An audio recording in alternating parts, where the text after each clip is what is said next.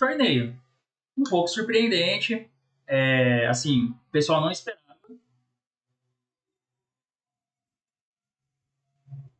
Mas a gente não pode esquecer do seguinte: quando você fala do Nepo, ele é o jogador que ganhou os dois últimos candidatos. Ele ganhou em 2020 e depois ganhou em 2022 de novo. Não, ele ganhou em 2021 e depois em 2022, ou 2020, 2022, não lembro.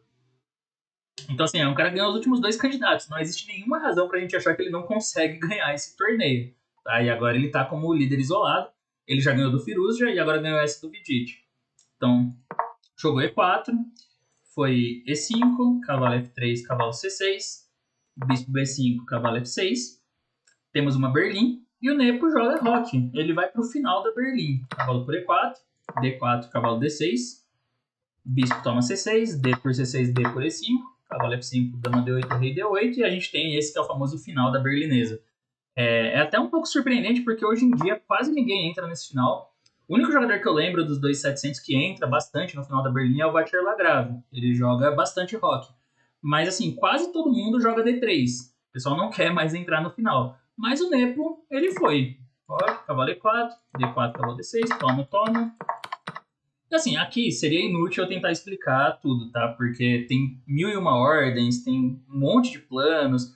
Mas qual que é a luta estratégica principal da berlinesa? As brancas têm essa maioria na ala do rei, esse 4 contra 3, que significa que as brancas têm chance de criar um peão passado nos finais. Contra a maioria da ala da dama das pretas, que teoricamente é uma maioria que a gente fala que não funciona, porque por meios normais ele não consegue criar um peão passado usando essa maioria.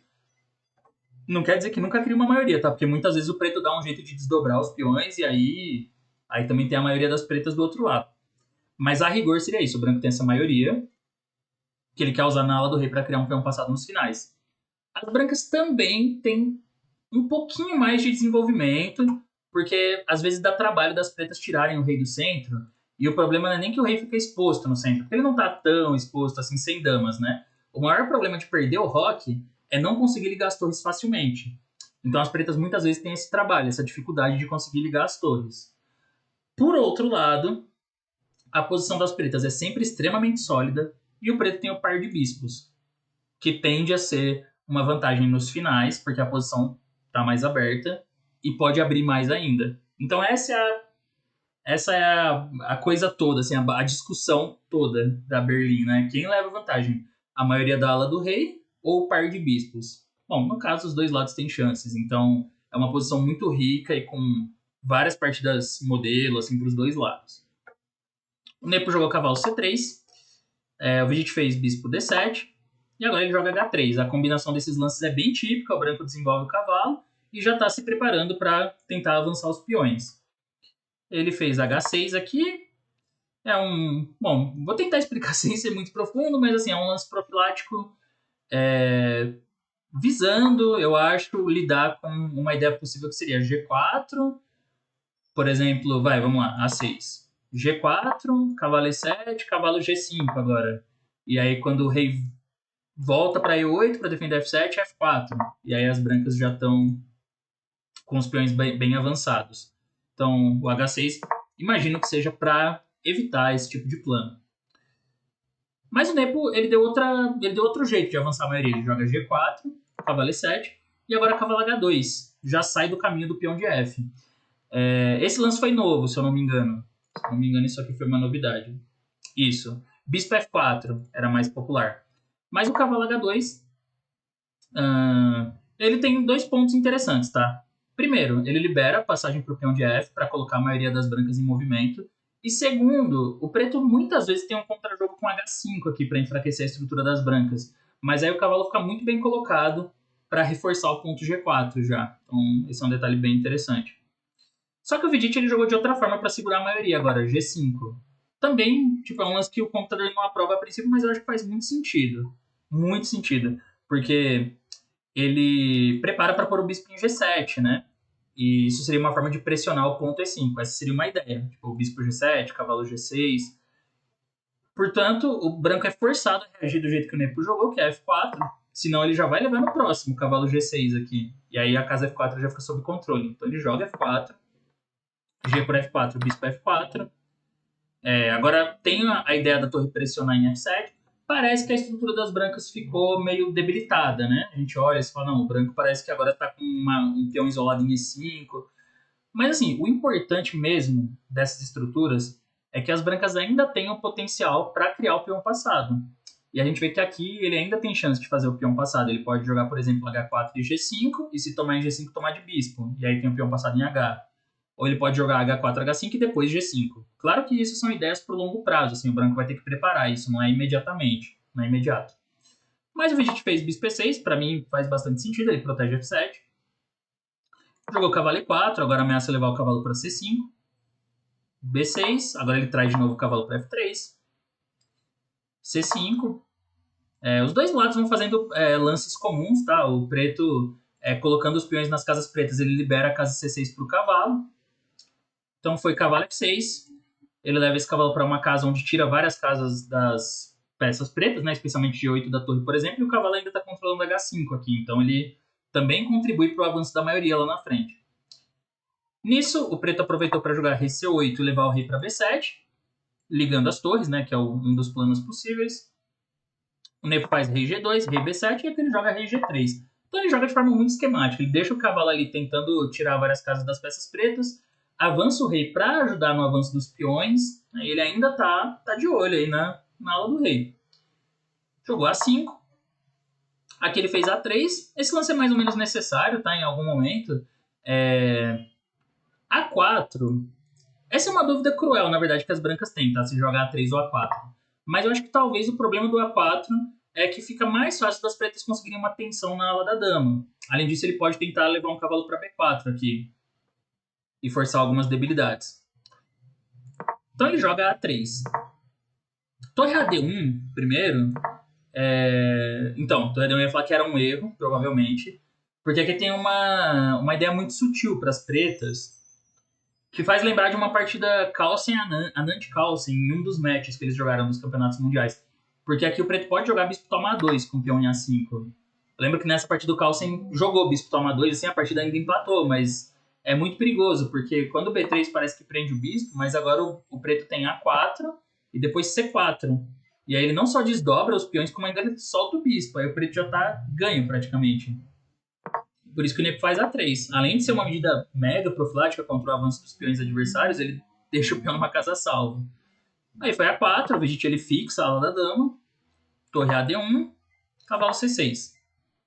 O Nepo jogou C3 aqui, ele vai para uma formação bastante sólida, a gente vai ver que essa formação funciona muito bem na partida, porque não é fácil agora das pretas criarem um peão passado. Mesmo que o preto consiga jogar B5, B4, que é sugerido pela máquina, o branco só precisa ficar parado.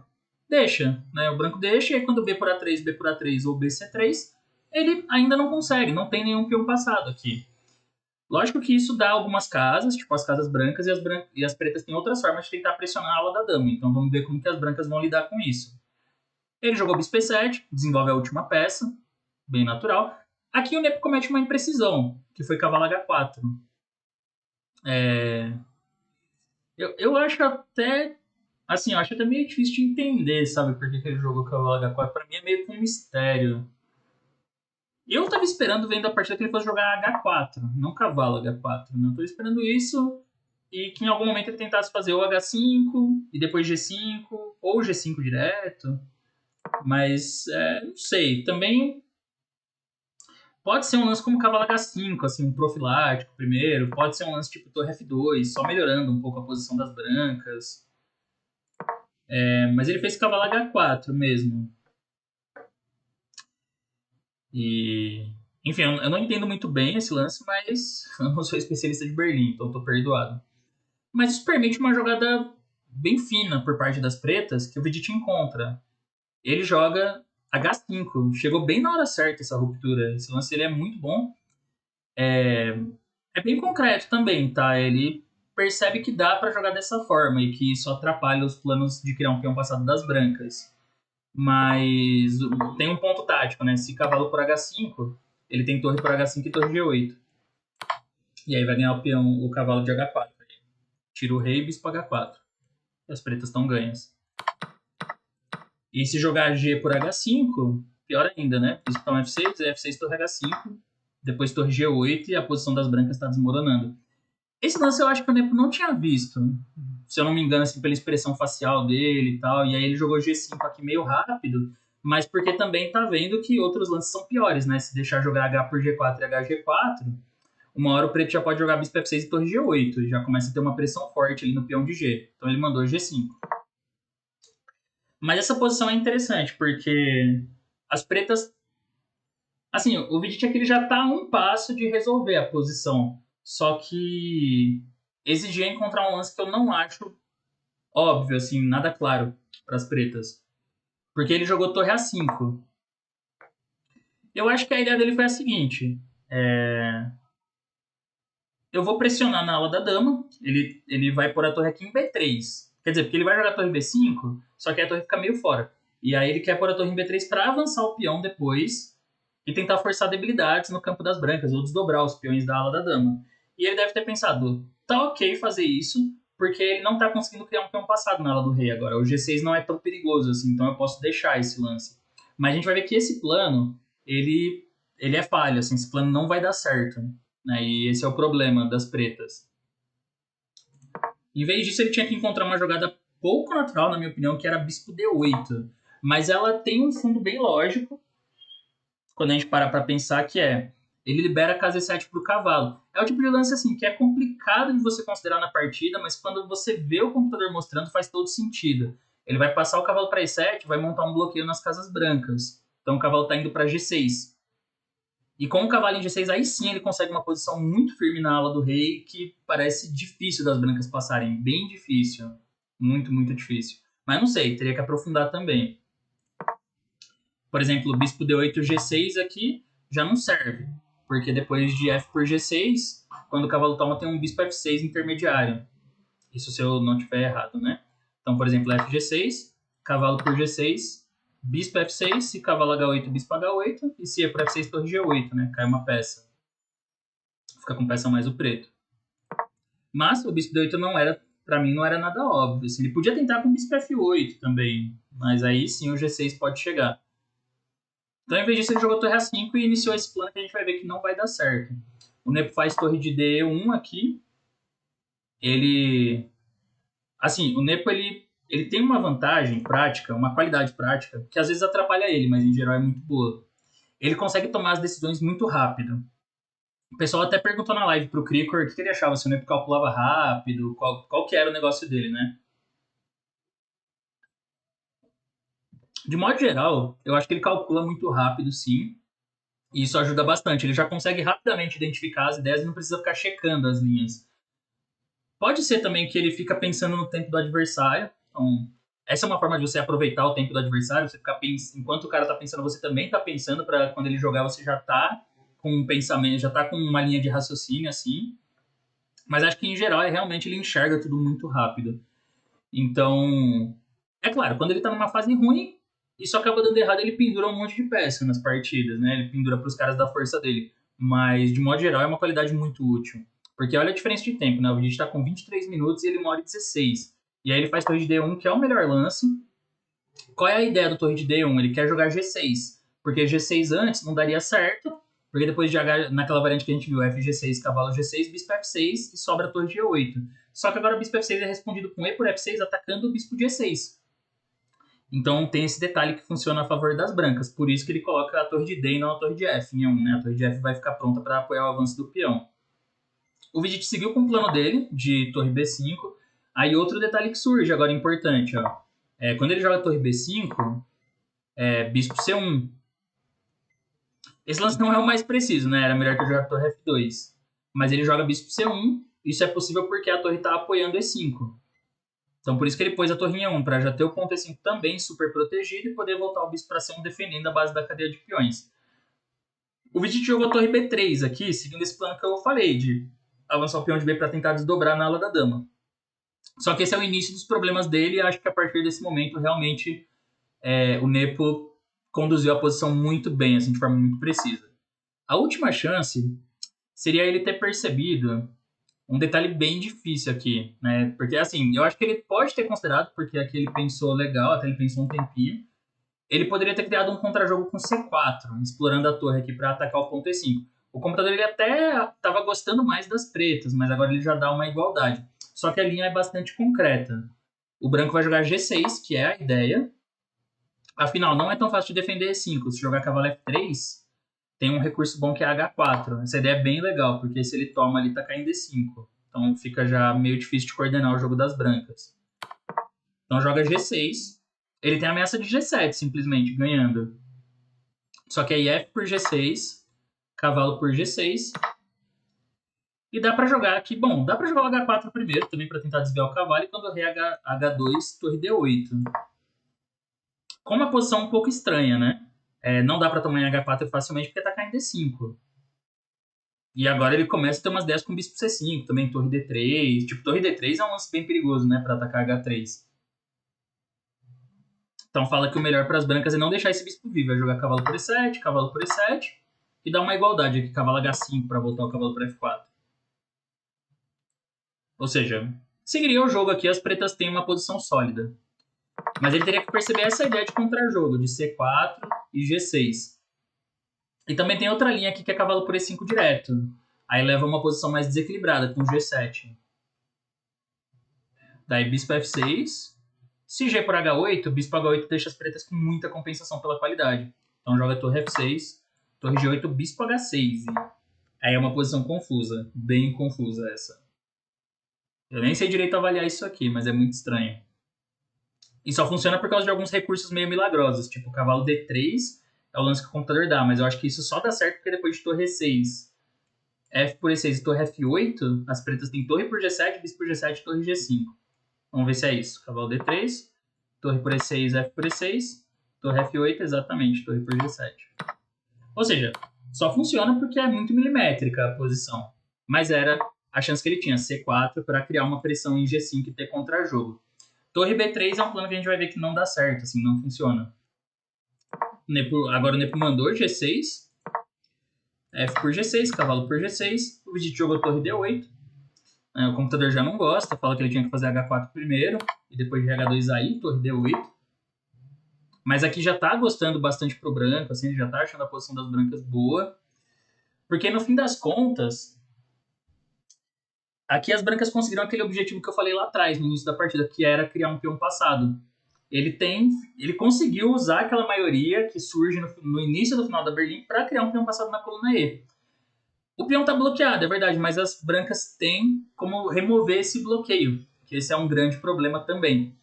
A diferença dessa posição para outra, do C4, é que, ok, as brancas têm G6, toma, H4, rei, torre, D8. As brancas também criaram um peão passado. A diferença é que o preto tem uma pressão já em cima desse peão, então as brancas não conseguem explorar a vantagem do peão passado tão facilmente. E além de ter a pressão em E5, o preto já está levando uma torre para D3 para atacar o ponto H3.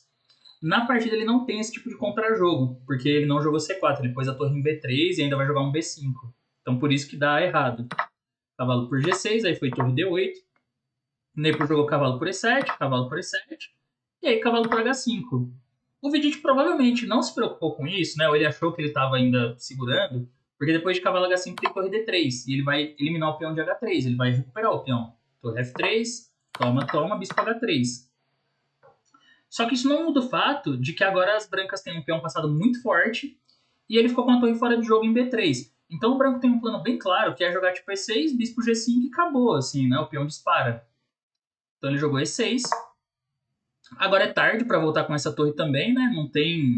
Não dá tempo, a torre não tá indo para lugar nenhum, então ele jogou B5.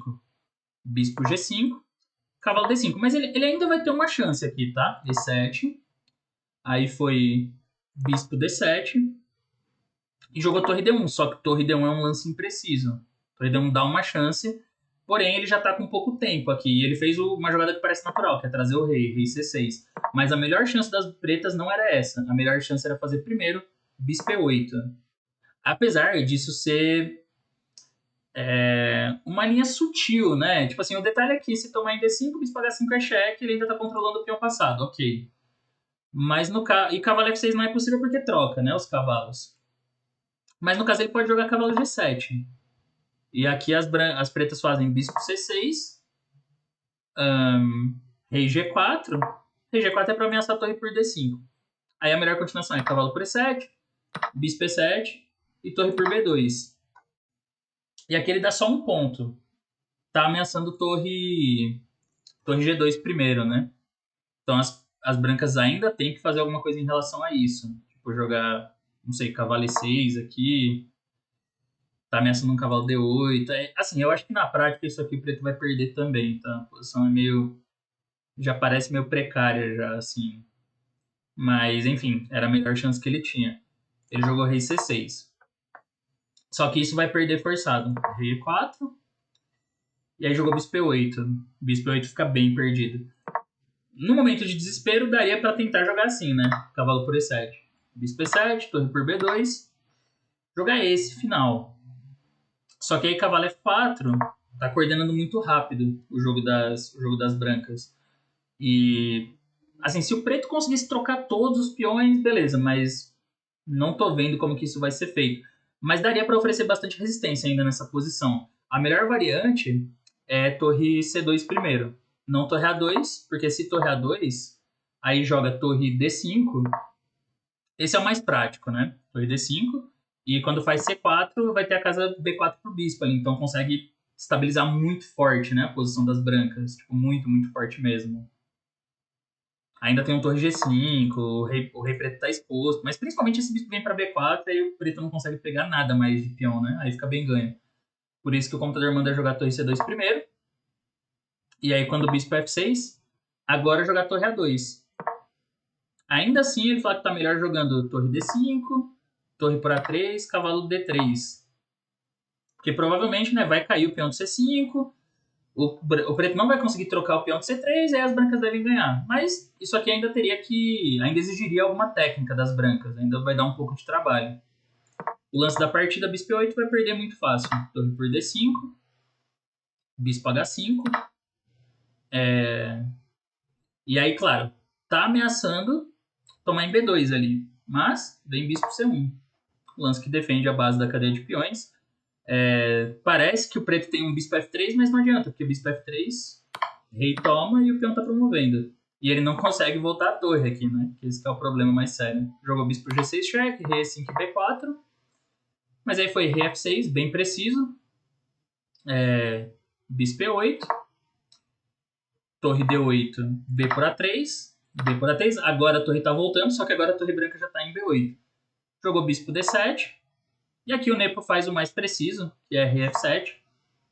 Ele prepara para jogar torre por D7, né? E não tem nada... Assim, se ele joga E8 é outra coisa. Torre E8, bispo E8, torre C3, e eu acho até que nem ganha mais esse final as brancas. Mas o rei F7 é muito firme, né? Ele vai jogar torre por D7 e vai promover. Não tem o que fazer. Se torre por C3, torre por D7 mesmo. E quando torre F3, quase salva, né? Rei E6. Fica tudo por um fio, mas não rola. Porque a torre não tem esse cheque, que esse bispo aqui é um monstro, né? Ele defendeu o B2 e ainda tira o cheque em E3. Então depois de F7, abandonou o Vidit. Essa foi a partida que levou o Nepo para a liderança com 3 em 4. Assim, é difícil entender, né? Onde que saiu o controle... Onde que saiu o controle das pretas, e tinha algumas chances de contra-jogo, mas não eram tão óbvias. Mas, de modo geral, é uma partida muito instrutiva para mostrar os temas da Berlim do ponto de vista das brancas. Porque o Nepo foi sempre confiando na maioria da ala do rei. Mesmo parecendo que não era tão fácil, ele conseguiu passar o peão e, no fim, converteu o ponto justamente usando essa vantagem, né? De usar a maioria para criar o peão passado. Então é isso. O Nepo agora vai para a liderança. A gente teve... Esse vídeo está sendo gravado hoje, na segunda-feira, que é o dia livre. E vamos ver o que rola, né? Amanhã a gente tem... simplesmente Prag e Nepo, Firuzja e Nakamura, Gukesh e Abasov e Vidit e Caruana. Então, assim, é um torneio que toda rodada é cheia de partidas legais, né? Então vamos ver o que rola e continuamos aí com a análise das partidas do torneio de candidatos. Então é isso, pessoal. Valeu por assistirem e até a próxima.